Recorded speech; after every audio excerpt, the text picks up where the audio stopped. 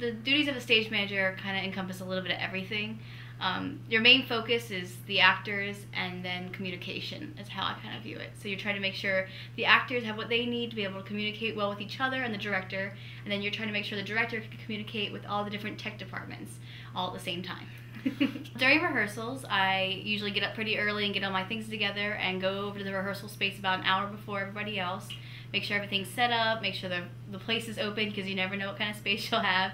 Set up all the props, tape out the stage, anything else we need to do. The actors come, and I sit there on book and get down all the blocking that they're doing. And I believe blocking was described in an earlier video, but blocking is when you write down everything you're supposed to do in a scene. So you cross this way, you walk this way, you touch somebody on the arm on this part. I write it all down so the actors can ask me if they have any questions.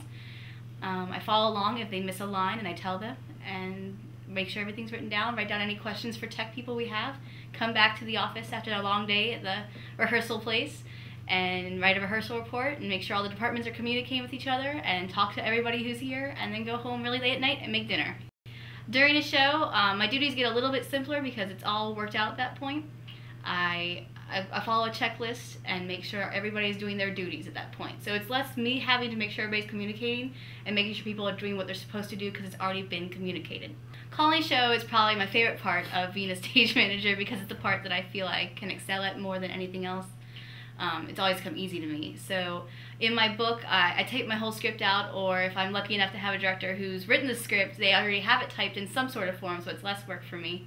And I type my script, and I put in all my cues digitally, talking with the lighting designer and the sound designer and any other cues that might go in there, and I'm the one who makes everything happen.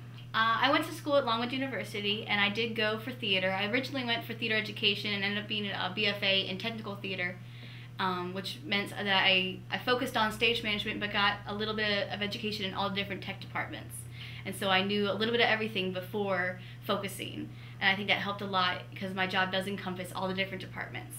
And it was really a great idea for them to do it that way. A person who's very organized should go into stage management, and someone who has very good communication skills and people skills, because if you can't communicate and you're not good with people and you're not organized, those are like the top 3 things, and you can't be a stage manager.